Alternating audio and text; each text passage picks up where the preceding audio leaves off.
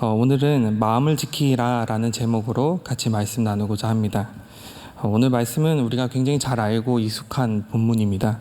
그래서 저는 이 본문을 볼 때마다 조금씩 궁금한 게 있었습니다.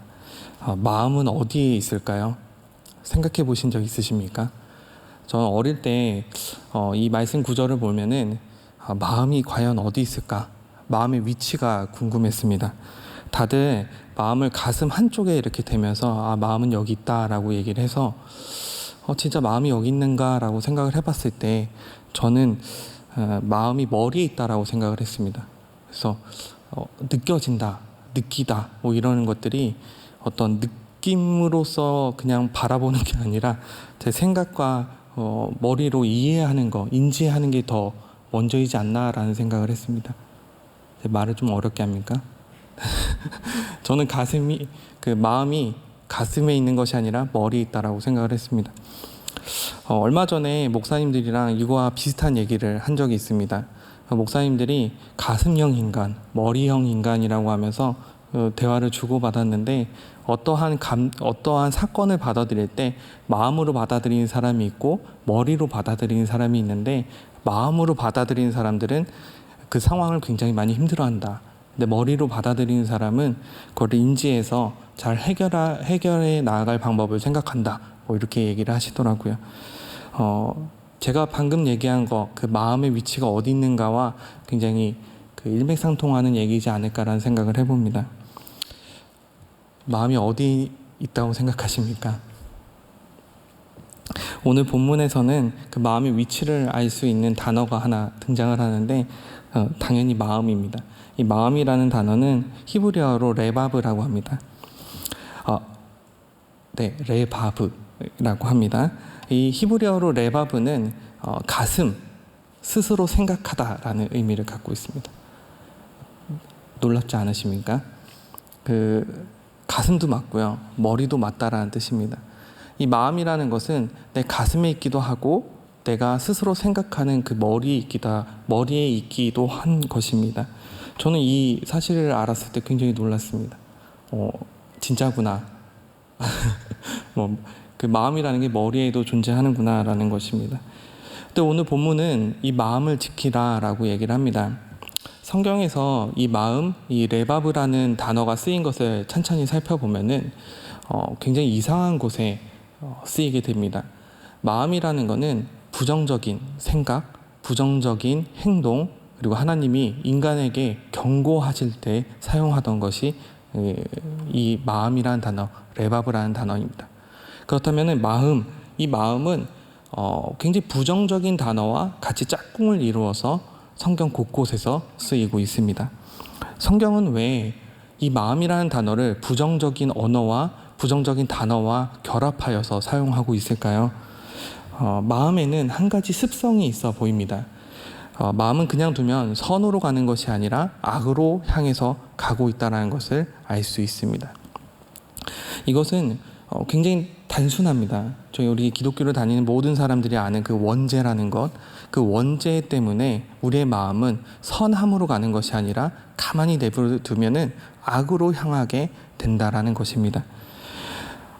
인간은 스스로 선해질 수 없는 존재이며 인간이 그대로 그 마음이라는 것을 내버려 둔다고 한다면은 악으로 향해 가는 어떤 그런 습성을 보이고 있습니다. 다시 말해서 마음은 악과 죄로 향하는 습성이다라고 볼 수 있습니다.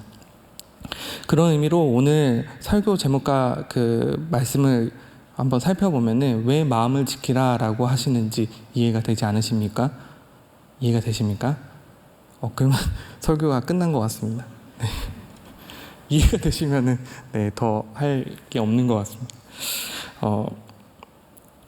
오늘 이 시간 우리가 왜 마음을 지켜야 하는지에 대해서 조금 찬찬히 살펴보고자 합니다. 오늘 본문은 마음을 지키지 못했을 때 발생하는 것이 총 3단계로 걸쳐서 설명하고 있습니다. 첫 번째는 말의 악함을 저지르게 됩니다.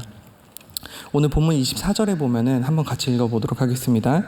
24절입니다. 구부러진 말을 내 입에서 버리며 삐뚤어진 말을 내 입술에서 멀리하라 라고 기록되어져 있습니다.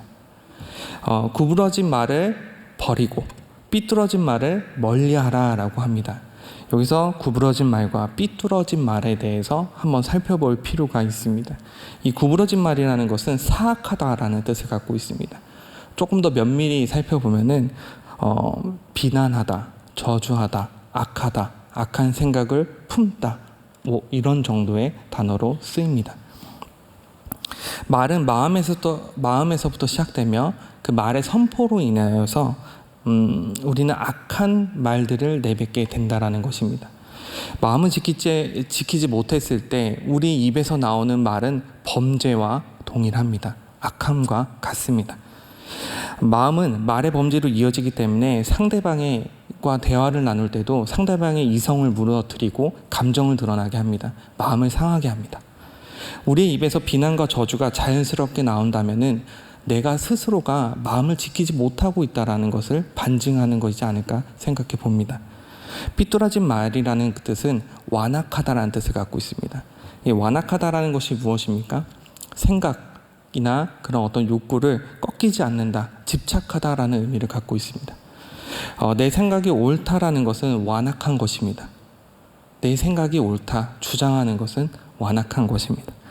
완악함도 사악함과 마찬가지로 굉장히 불편한 상황들을 야기하게 됩니다. 오늘 성경에서는 버리고 멀리하라라고 기록되어져 있습니다. 사역을 하면서 굉장히 많은 사람들을 만납니다. 그리고 그들에게 여러 가지 권면을 하고 하나님의 말씀을 가르쳤을 때 어떤 그 의견이나 생각들을 다시 듣게 될 때 이런 말을 굉장히 많이 씁니다. 원래, 근데, 아는데. 공감하십니까? 원래는, 원래, 근데, 그런데요. 저도 아는데요. 이런 말로 어떤 그런 권면들이나 이런 것들을 부정하며 반대하는 말들을 사용하게 됩니다. 나는 원래 그렇다. 어쩔 수 없다. 나는 그렇게밖에 할 수 없다. 내 생각은 거기에 멈췄다라고 하면서 자기가 생각하는 것을 굽히지 않는다라는 것을 완악하다라고 할 수 있습니다. 저희가 이 땅에서 살아가면서 유일하게 변하지 않는 것이 하나 있는데 그것이 무엇인지 아십니까? 하나님의 말씀입니다. 하나님의 말씀, 그 진리만이 변하지 않는 것이고 나머지 것은 변할 수 있는 것입니다. 원래 그런 건 없습니다. 우리가 하나님을 향해서 성장하고 그 믿음이 앞으로 나아갈 때는 우리는 변해야 합니다. 바뀌어야 합니다. 바뀌어야지 살 수 있습니다. 그런데 왜 원래라는 말, 근데라는 말, 아는데라는 말로 자신의 삶과 인생을 보호하고 자기 방어로 이렇게 나아가는지 그런 이유에 대해서 우리가 오늘 이 시간 한번 생각해 볼 필요가 있습니다. 우리가 마음을 지키지 못하기 때문입니다. 마음을 지키면은 원래, 근데, 그런데라고 하면서 자기를 방어하고 자기의 생각을 굽히지 않는 그런 완악한 태도를 보이지 않는다라는 것입니다. 두 번째로는 이 완악함, 우리 이 말의 범죄의 다음으로 우리가 이루어지는 것은 눈의 범죄가 이어집니다.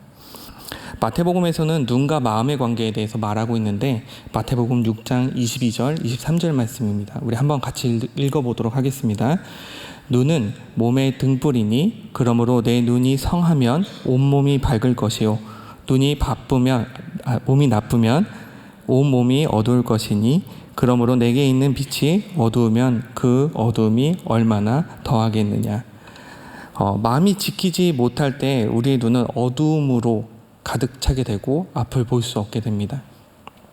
부정적인 말은 부정적 시선으로 나아가게 되고 우리가 앞을 못 보는 깜깜한 상태, 그 밤의 상태로 나아갈 수밖에 없다라는 것입니다. 사람에게 있어서 눈이라는 것은 굉장히 중요한 기능을 합니다. 그 중요한 기능을 하는 눈은 태초에 태어난 인간인 아담과 하와의 범죄에서도 우리가 볼 수 있습니다. 창세기 3장 6절 말씀인데요. 같이 한번 읽어보도록 하겠습니다. 여자가 그 나무를 본즉 먹은직도 하고 보암직도 하고 지혜롭게 할 만큼 탐스럽기도 한 나무인지라. 여자가 그 열매를 따먹고 자기와 함께 있는 남편에게도 주매 그도 먹은지라. 아담과 하와는 그 선악을 알게 하는 나무를 보았습니다. 보고 자기 스스로 판단하고 있는 것입니다. 우리의 눈은 이런 기능들을 하게 됩니다. 우리 눈이 부정적이고 완악하고 나쁜 그 사악한 어떤 그런 것에 지배된 상태에서 보게 되는 그 모든 것들은 부정적인 것밖에 될 수 없습니다. 우리 인생을 한번 바라보면은 오늘 하루만 우리가 놓고 봐도 우리는 얼마나 많은 것을 보고 판단하고 정죄합니까? 어떤 것을 판단하고 굳어진 마음으로 나아가고 계셨습니까? 마음을 지키지 못할 때에는 우리가 바라보는 그 모든 것들이 선하지 않은 것을 바라보게 된다라는 것입니다. 그리고 죄를 지을 수 있는, 우리가 마음을 지키지 못했을 때는 죄를 짓는 눈을 갖게 된다라는 것입니다. 마음을 지켜 하나님이 허락하시고 하나님 보여주시는 그 모든 것을 보는 우리 모든 삼일교회 지체들이 되시기를 간절히 바랍니다. 세 번째 단계로는 발이 죄악의 길로 걷게 됩니다. 사람의 발은 이동하는 데 있어서 가장 중요한 신체입니다. 땅 지면에 가장 잘 붙어서 걸어가게 되는 것이 발의 위치입니다. 이 발이 죄를 향해서 간다라는 것입니다. 좌로나 우로나 치우치지 말라라고 기록되어져 있습니다. 치우치다라는 것은 삐뚤빼뚤하게 비틀비틀 걸면서 술에 취하듯이 걷는 것을 자로나 우로나 치우치다라고 표현하지 않습니다. 시선을 앞으로 보면서 가야 하는데 그 앞으로 보는 것이 좌로 보고 우로 봐서 똑바로 가지 못하는 상태를 얘기합니다. 26절 말씀을 한번 같이 읽어보도록 하겠습니다. 26절 말씀. 내 발이 행할 길을 평탄하게 하며 내 모든 길을 든든하게 하라. 좌로나 우로나 치우치 말고 내 발을 악에서 떠나게 하라 라고 기록되어져 있습니다. 우리가 26절과 27절의 말씀과 같이 우리가 바라보는 그곳으로 우리가 똑바로 걸어가야 되는데, 내가 생각하고 내가 판단하고 죄에 얼룩져져 있는 것을 마음에 품고 생각하고 바라보는 곳으로 가는 것입니다. 근데 이 가는 게 비틀비틀 걸어가는 것이 아니라 똑바로 걸어갑니다. 좌로 똑바로 걸어가고 우로 똑바로 걸어가기 때문에 자신이 틀린지를 모릅니다. 자기가 잘못된 길을 가고 있다는 것을 알지 못하는 것이 가장 큰 문제라 할 수 있습니다. 히브리서 기자는 이렇게 얘기합니다. 히브리서 기자가 얘기한 게 이제 히브리서 12장 2절 말씀인데요. 같이 한번 읽어보도록 하겠습니다. 믿음의 주여 또 온전하게 하시는 이인 예수를 바라보자. 그는 그 앞에 있는 기쁨을 위하여 십자가를 참으사 부끄러움을 개의치 아니하시더니 하나님 보좌 우편에 앉으셨느니라. 믿음의 주여 또 온전하게 하시니 이인 예수를 바라보자라고 말하고 있습니다. 우리를 온전케 하실 분은 예수 그리스도 한 분밖에 없음을 얘기하고 있는 것입니다. 그러면 우리는 무엇을 바라보고 가야 됩니까? 내가 가는 길은, 내가 가는 그 발걸음은 누굴 바라보고 가야 됩니까? 내 생각에 지배된 상태로 걸어가야 합니까? 환경에서 어쩔 수 없이 이루어지는 것들에 의해서 끌려가야 합니까? 내가 만난 그리스도 예수를 바라보면서 가는 것이 똑바로 가는 것입니다. 좌로나 우로나 치우치지 않게 걸어가는 것입니다. 한번 이 세 단계의 것을 한번 우리가 돌아서 보면은, 부정적인 마음이 가득한 사람은, 마음에 부정이 있는 사람은 부정적인 말을 내뱉게 됩니다. 그리고 부정적인 시선으로 모든 것을 바라보게 됩니다. 그리고 부정한 곳으로 걸어갈 수밖에 없다는 것입니다. 책임을 회피하고 싶어하는 사람이 있다면 남을 탓하는 말을 하게 됩니다. 남을 탓하는 시선을 갖게 됩니다. 그리고 남을 탓하는 자리로 나아가게 된다라는 것입니다. 모든 것이 그 마음에 달렸기 때문에 오늘 성경은 마음을 지키라라고 말씀하고 계신 것입니다. 그렇다면 우리의 이 마음을 지키기 위해서는 어떻게 해야 됩니까? 이 마음을 지킨다라는 것은 내적 전쟁과 긴밀하게 연결이 되어 있습니다. 내 안에서 내가 싸워야 한다는 것입니다. 이게 내 안에서 내가 싸우는 게 얼마나 어려운 것이라면 기준이 모호하다는 거에 있어서 굉장히 어려움을 겪습니다. 무엇이 옳은지 무엇이 그른지에 대해서 자기 주관적인 판단과 환경적 판단으로밖에 세울 수가 없기 때문에 내가 싸우고 내가 부딪혔을 때 답을 찾지 못한다라는 것입니다. 근데 오늘 성경은 우리에게 그 기준을 제시합니다. 어떻게 하라고 하십니까? 하나님의 말씀을 따르는 삶, 하나님의 말씀을 묵상하는 삶을 살라라고 합니다. 예수를 바라보는 것이 하나님의 말씀을 따르는 삶, 하나님을 바라보는 삶인 것이 아닙니까? 그렇다면 우리는 어떤 길을 가야 합니까? 마음을 지키기 위해서는 말씀을 묵상해야 됩니다. 말씀에 있는 자리에 가야 하는 것이 우리의 삶의 본질입니다. 그리스도인의 사명인 것입니다. 내적인 싸움을 위해서 잠언의 다른 말씀에 이렇게 이야기하고 있습니다. 잠언 22장 17절에서 21절 말씀입니다. 굉장히 길거든요. 우리 같이 한번 읽어보도록 하겠습니다. 너는 귀를 기울여 지혜 있는 자의 말씀을 들으며 내 지식에 마음을 둘지어다. 이것을 내 속에 보존하며 내 입술 위에 함께 있게 함이 아름다우니라. 내가 내게 여호와를 의뢰하게 하려 하여 이것을 오늘 특별히 내게 알게 하였노니 내가 모략과 지식의 아름다운 것을 너를 위하여 기록하여 내가 진리의 확실한 말씀을 깨닫게 하며 또 너를 보내는 자에게 진리의 말씀으로 회답하게 하려 함이 아니냐. 아멘. 20절 이하에 굉장히 중요한 게 기록되어 있습니다. 이 말씀이 기록된 게 너를 위하여 기록하였다라고 말씀하고 계신 것입니다. 하나님께서 나를 위해서, 여러분들을 위해서 기록했다라고 말씀하고 계십니다. 남의 얘기가 아닙니다. 내 얘기입니다. 내가 받아들여야 하고 내가 바라봐야 하고 내 마음에 품어야 하는 것이 말씀이다라고 기록하고 있는 것입니다. 그리고 이 말씀은 내 삶의 기준을 제시한다라고 합니다. 이 말씀이 내 삶의 기준이 되었을 때 어떤 효과를 발휘하냐면 21절에 내가 진리의 확실한 말씀을 깨닫게 하며 또 너를 보내는 자에게 진리의 말씀으로 화답하게 하려 함이 아니냐라고 말씀하고 계십니다. 그러니까 내가 기준이 바로 섰을 때 그리스도 예수를 다른 이에게 전달할 수 있다. 다른 이에게 그 복음을 전할 수 있다라는 것을 뜻하고 있습니다. 내 삶의 기준을 정해주시는 분이 나를 돌아보게 하고 다른 이에게 그 복음을 끼칠 수 있게 한다라는 것입니다. 성경은 여러분들에게 내적 전쟁을 종료시킬 수 있는, 종결시킬 수 있는 유일한 방법입니다. 그렇기 때문에 우리는 성경을 읽어야 합니다. 성경을 잘 알아야 합니다. 교회에서 하고 있는 성경 일독 프로그램이 얼마나 귀한 것인지 느낌이 오십니까? 네.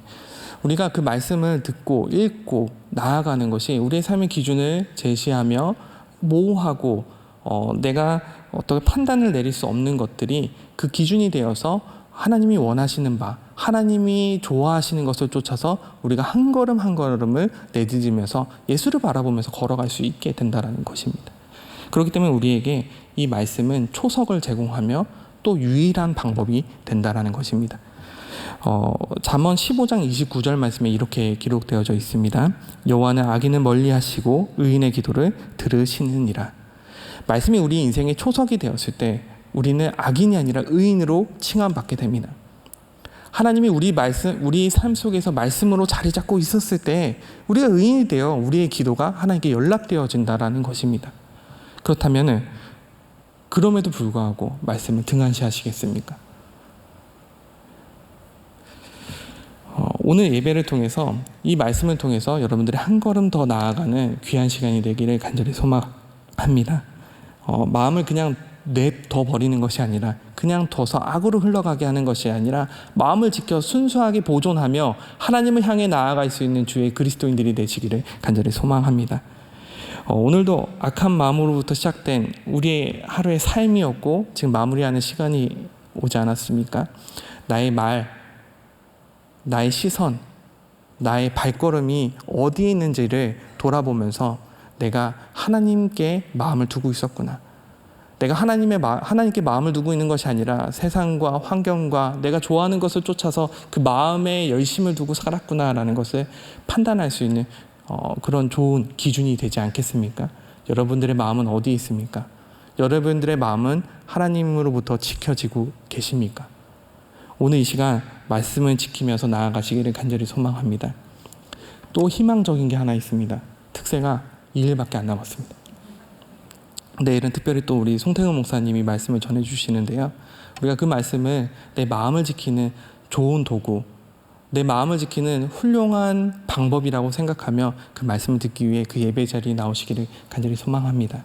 그리고 기도하시길 바랍니다. 의인의 기도를 들어주시는 하나님을 의지하면서 우리의 마음을 붙잡고 또 하나님께 기도하며 나아가는 귀한 시간이 되시기를, 귀한 마무리가 되기를 간절히 소망합니다. 오늘 이 시간 같이 찬양 한 곡 하도록 하겠습니다. 아버지 하나님 아버지의 마음이라는 찬양인데요. 우리가 한 절만 부르고 기도하도록 하겠습니다. 아버지 당신의 마음이 있는 곳에 나의 마음이 있기를 원해요.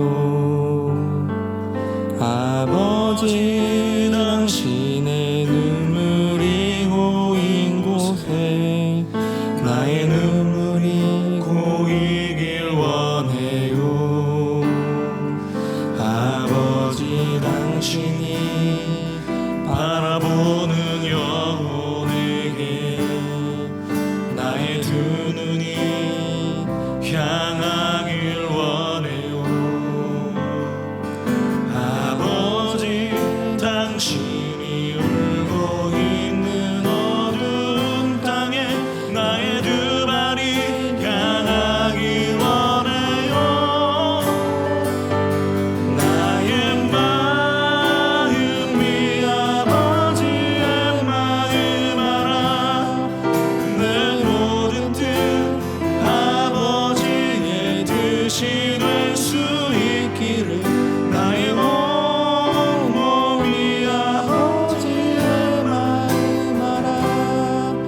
내 모든 삶 당신의 삶 되기를. 오늘 이 시간 기도할 때 하나님 말씀을 통하여 나의 마음을 붙잡아 주시옵소서. 내가 마음을 지키겠노라 선언합니다. 결단합니다. 하나님 오늘 이 시간 함께하여 주셔서 아버지의 말씀으로 내 마음을 지키고 나아가겠습니다. 아버지가 원하시는 대로 살아가겠습니다. 아버지가 원하시는 대로 말하며 바라보며 행동하며 나아가겠습니다. 하나님 나와 함께하여 주시옵소서. 오늘 이 시간 간절한 마음으로 주여 한번 부르고 부르짖고 같이 기도하도록 하겠습니다. 기도하겠습니다. 주여 주여 아버지 함께하여 주시옵소서. 우리의 삶과 우리의 인생을 불쌍히 여겨 주시어